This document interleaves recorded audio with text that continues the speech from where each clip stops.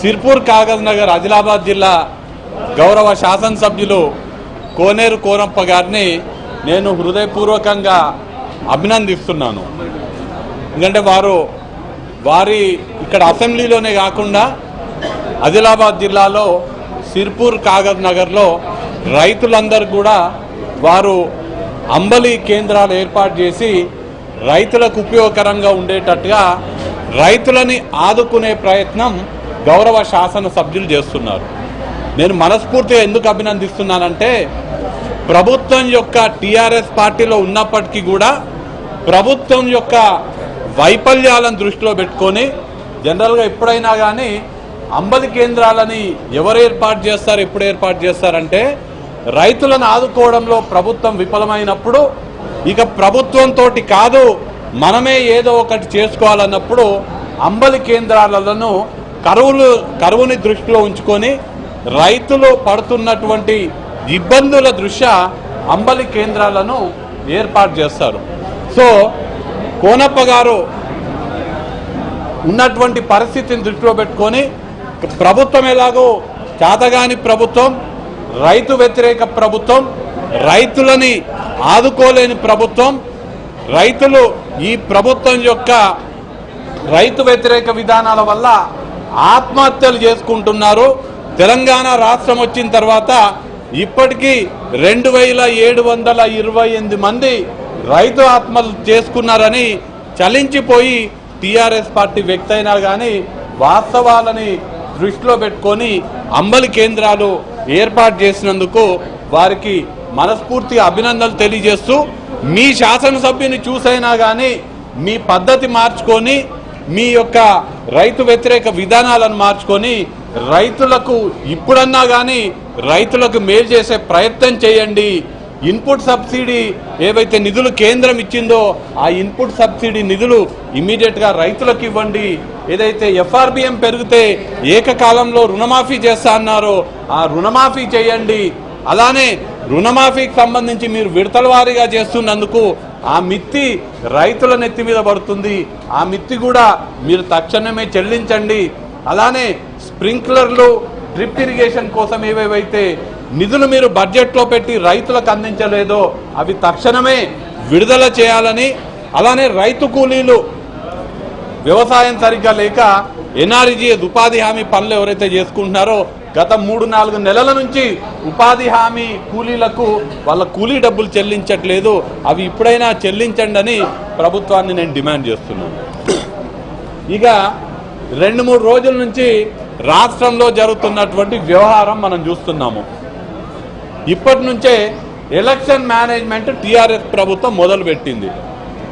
రాష్ట్రంలో ఉన్నటువంటి గొల్ల కురుమలకు సంబంధించినటువంటి వాళ్లకు గొర్రెలు ఎప్పుడొస్తాయా, వస్తాయా రావా అనేది దేవుడెరుగు, కానీ పసిపిల్లల కడుపులోకి పోవాల్సినటువంటి పాలు మాత్రం ఈ టీఆర్ఎస్ నాయకులు నేల పాలు చేస్తున్నారు. వేలాది లీటర్ల పసిపిల్లల గొంతు తడపాల్సినటువంటి, పసిపిల్లల కడుపు నింపాల్సినటువంటి పాలని ముఖ్యమంత్రి గారి భజన బృందము నేలపాలు చేస్తున్నారు. దీన్ని రాష్ట్ర ప్రజలు గమనిస్తున్నారు అనే విషయాన్ని ఈ సందర్భంగా తెలియజేస్తున్నాను. ఇక ఈ గొర్రెల పంపిణీ కార్యక్రమం ఏ విధంగా ఉందంటే వీరు చేస్తున్నటువంటి వ్యవహారం చూస్తే ఇది మరొక డబుల్ బెడ్రూమ్ ఇల్లు స్కీమ్ లాగా కాబోతున్నది. మరొక డబుల్ బెడ్రూమ్ స్కీమ్ లాగానే కాకుండా మరొక 3 ఎకరాల భూ పంపిణీ, దళితులకు గిరిజనులకు సంబంధించినటువంటి 3 ఎకరాల భూ పంపిణీ పథకం ఈ గొర్రెల పంపిణీ పథకం కాబోతున్నది.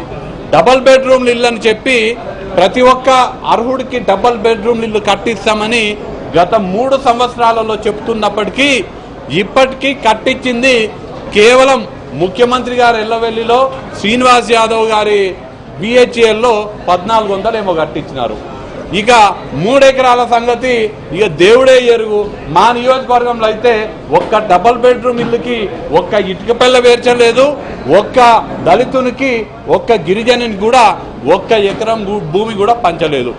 అదే పరిస్థితి ఈ గొర్రెల పంపిణీ కార్యక్రమానికి కూడా కాబోతుందనే విషయాన్ని నేను ఆధారాలతో సహా అసెంబ్లీలో చెప్పే ప్రయత్నం చేసినాను. కానీ ఈరోజు 4వ క్వశ్చన్ ఉండింది దీనికి సంబంధించి, షీప్ రియరింగ్ సంబంధించి. కానీ తగు సమయం నాకు అక్కడ దక్కలేదు కాబట్టి మీ ద్వారా తెలంగాణ రాష్ట్ర ప్రజలకు కొన్ని విషయాలు తెలియజేయదలుచుకుంటున్నాను. ప్రభుత్వం నిర్ణయం తీసుకున్న తర్వాత 4 లక్షల కుటుంబాలకు 84 లక్షల గొర్రెలని పంపిణీ చేయాలని ప్రభుత్వం నిర్ణయం తీసుకుంది. 84 లక్షల గొర్రెలని నిర్ణయం తీసుకొని కొన్ని బృందాలని, అధికార బృందాలని, అలానే ఈ గొర్రెల కాపర్ల సంఘాలకు సంబంధించినటువంటి ప్రతినిధులని దేశం మొత్తం అన్ని రాష్ట్రాలకు పోయి తిరిగి రమ్మని చెప్పింది. వాళ్ళు పోయి వచ్చిన తర్వాత ఇచ్చినటువంటి నివేదిక ఏంటంటే, ఇది మీరు పబ్లిసిటీ కోసం చేసుకుంటున్నదే, మనకు ఎన్నైతే గొర్రెలు కావాలో అన్ని గొర్రెలు అమ్మనీకే భారతదేశంలో ఎక్కడ కూడా లేవని వాళ్ళు చాలా స్పష్టంగా చెప్పడం జరిగింది. వాళ్ళు ఇచ్చిన నివేదిక ఏంటంటే, ఉత్తర భారతదేశంలో ఉన్నటువంటి రాజస్థాన్ కానీ, గుజరాత్ కానీ, ఉత్తరప్రదేశ్ కానీ ఎక్కడెక్కడైతే గొర్రెలు ఎక్కువ ఉంటాయో ఆ గొర్రెలు కనుక మన రాష్ట్రానికి తీసుకొస్తే అవి సర్వైవ్ అవ్వలేవు. ఇక్కడ క్లైమేటిక్ కండిషన్ వేరుగా ఉంటాయి కాబట్టి ఉత్తర భారతదేశానికి సంబంధించినటువంటి గొర్రెలు మన రాష్ట్రంలో బతకలేవు అనే ఒక నివేదిక ఇవ్వడం జరిగింది. ఇక మన దగ్గర ఏ గొర్రెలు బతుకుతాయంటే నెల్లూరు జాతి గొర్రెలు, అలానే డెక్కనీ జాతి గొర్రెలు. ఇవి ఎక్కువగా ఆంధ్రప్రదేశ్ రాష్ట్రంలో, కర్ణాటక రాష్ట్రంలో ఉంటాయి. ఈ 2 రాష్ట్రాలు కాక తమిళనాడు, మహారాష్ట్రకు సంబంధించిన గొర్రెలు కూడా మన రాష్ట్రంలో అక్లిమటైజ్ అయ్యి మన రాష్ట్రంలో బతకగలుగుతాయి. అసలు ఈ 4 రాష్ట్రాలలో ఎన్ని గొర్రెలు ఉన్నాయని కనుక చూస్తే మనకు కావాల్సింది ఆడగొర్రెలు. ఒక్కొక్క యూనిట్కి 20 ఆడగొర్రెలు ఒక పొట్టేలు ఇస్తా అని ముఖ్యమంత్రి గారు చెప్పిండ్రు. 80 లక్షల ఆడగొర్రెలు కావాలి. ఈ రాష్ట్రాలలో ఆడగొర్రెలు ఎన్ని ఉన్నాయనేది కనుక నా కవిత్వం కాదు, ఇది 19వ లైఫ్ స్టాక్ సెన్సస్ 2012లో ప్రభుత్వం విడుదల చేసినటువంటి 19వ లైఫ్ స్టాక్ సెన్సస్ ప్రకారం ఇచ్చినటువంటి లెక్కల ప్రకారము ఆడగొర్రెలు మహారాష్ట్రలో 20 లక్షలు, కర్ణాటకలో 74,50,000, తమిళనాడులో 29 లక్షలు, ఆంధ్రప్రదేశ్లో 60 లక్షలు, మొత్తం 1,83,50,000 ఆడగొర్రెలు ఉన్నాయి. అయితే మనకు ఈ గొర్రెల పంపిణీ కావాల్సింది ఎటువంటి గొర్రెలు అంటే 1 సంవత్సరం దాటి 2 సంవత్సరాల లోపున్నాయే మనం ఈ గొర్రెల పెంపకం కోసం మనం ఉపయోగిస్తాం. ఈ ఉన్నటువంటి మొత్తం ఆడగొర్రెలలో 30% మాత్రమే 1 ఇయర్ నుంచి 2 ఇయర్స్ లోపు వయసు ఉంటాయి. ఆ లెక్క ప్రకారం చూస్తే మొత్తము 1 ఇయర్ దాటి 1 సంవత్సరం దాటి 2 సంవత్సరాల లోపు ఉండే ఆడగొర్రెలు మనకు ఏవైతే అవసరమో మొత్తం ఉన్నదే 50 నుంచి 60 లక్షలు. ఈ 50 నుంచి 60 లక్షల గొర్రెలు ఉన్నాయి కదా, ఇవన్నీ కూడా మళ్ళీ మనం గొర్రెల పెంపకానికి ఉపయోగపడవు. ఏవి ఉపయోగపడతాయంటే ఆరోగ్యకరంగా ఉండి ఈతకు ఉపయోగపడే గొర్రెలను మాత్రమే మనం ఇక్కడికి తెచ్చుకోవాలి. అవి 30% ఉన్నాయని కనుక అనుకుంటే మిగిలేది 30 నుంచి 35 లక్షలు. అంటే మనకు అవసరమయ్యే గొర్రెలు మహారాష్ట్ర, కర్ణాటక, తమిళనాడు, ఆంధ్రప్రదేశ్ అన్ని రాష్ట్రాలలో కలిపి ఉన్నదే 30 నుంచి 35 లక్షలు. వీళ్ళేమో 80 లక్షల గొర్రెలు తెచ్చి మన గొర్రెల కాపర్లకు ఇద్దామంటున్నారు. దీంట్లో ఏమాత్రం కూడా వాస్తవం లేదు. తెలంగాణలో ఉన్నటువంటి గొల్ల కురుమలని మోసం చేయడానికి ప్రభుత్వం సిద్ధమైంది. ఇక ఉన్నది 30 నుంచి 35 లక్షల గొర్రెలు కదా, ఎవరెవరైతే ఆ రాష్ట్రాలలో ఈ గొర్రెలు మేపుతున్నారో వాళ్ళు మనకెందుకు అమ్ముతారో, వాళ్ళు ఈ గొర్రెలను పెంచుకునేదే వాళ్ళు గొర్రెల ఉత్పత్తి పెంచడానికి, వాళ్ళకి లాభం జరగడానికి. వాళ్ళు ఎక్కడికి వెళ్ళినా కానీ ఆ గొర్రెలని మనకు అమ్మడానికి వాళ్ళు సిద్ధంగా ఉండరు. నేను ఈరోజు చెప్తున్నా, ప్రభుత్వానికి ఛాలెంజ్ చేస్తున్నా, మీరు 5 లక్షల గొర్రెల కన్నా 5 లక్షల కన్నా ఎక్కువ గొర్రెలు కనుక మీరు కొనుగోలు చేయగలిగి రాష్ట్రంలో ఉన్నటువంటి గొల్ల కుర్మలకు ఇస్తే నేను దేనికైనా సిద్ధమే. 5 లక్షల కన్నా ఎక్కువ గొర్రెలు మీరు ఎట్టి పరిస్థితుల్లో కొనుగోలు చేయలేరు. ఆ వాస్తవాన్ని ప్రజలకు కూడా మేము తెలియజేస్తామనే మాట ఈ సందర్భంగా తెలియజేస్తున్నా. అలానే గతంలో గొర్రెలు కొనుగోలు చేయనికే లేక మహబూబ్ నగర్లో ఇదే స్కీమ్ ద్వారా ఒక పథకం వస్తే అప్పుడు ఏం చేసినారంటే ఉన్న గొర్రెలనే చూపించి రుణాలు తీసుకొని ఒక పెద్ద కుంభకోణం అయింది. మళ్ళీ ఇప్పుడు కూడా అదే పరిస్థితికి రాబోతుంది అనే విషయం తెలియజేస్తూ ఈ స్కీము మరొక డబుల్ బెడ్రూమ్ ఇళ్ల స్కీమ్ లాగా మరొక దళిత గిరిజన వర్గాల వారికి 3 ఎకరాల భూ పంపిణీ ఏ విధంగా అయితే మాటల వల్లకే ఉంది కానీ చేతలలో లేదో ఈ స్కీమ్ మళ్ళీ అంతవరకే ఉంటుందనే విషయం నేను తెలియజేస్తున్నా. అలానే ఈ స్కీమ్ కోసము ప్రభుత్వం చెప్పేది ఏంటంటే national NCDC national cooperative development corporation నుంచి 2500 కోట్ల రుణం మేము తీసుకుంటున్నామని ప్రభుత్వం చెప్తున్నది. ప్రభుత్వం చాలా స్పష్టంగా చెప్తుంది 2500 కోట్ల రుణం ఎన్సిడిసి ఇస్తుంది, ఎన్సిడిసి నుంచి తీసుకుంటున్నామని. ఇది ప్రభుత్వం ఇచ్చినటువంటి బడ్జెట్ ఎస్టిమేట్కి సంబంధించినటువంటి పుస్తకం. ఈ పుస్తకంలో ఏ సంస్థ వాళ్ళు ఎంత రుణం ఇస్తారు అనేది ప్రభుత్వం బడ్జెట్ లెక్కలలో ఇవ్వాల్సి ఉంటుంది. దీంట్లో పేజ్ నెంబర్ ఇది వాల్యూమ్ 2లో పేజ్ నెంబర్ 54లో ఇక్కడ రాసింది loans from the NCDC for sheep and goat development corporation federation limited. ఎంత లోన్ తీసుకుంటున్నారని ఇక్కడ మెన్షన్ చేసినారంటే 0.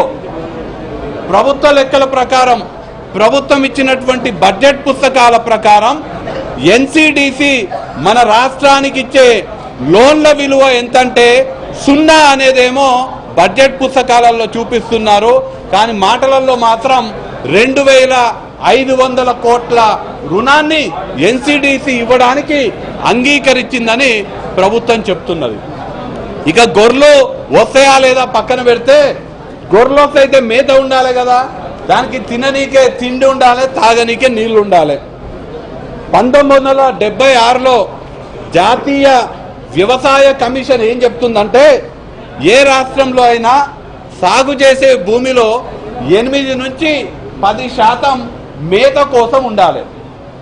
1976లో జాతీయ వ్యవసాయ కమిషన్ ఇచ్చినటువంటి నివేదిక.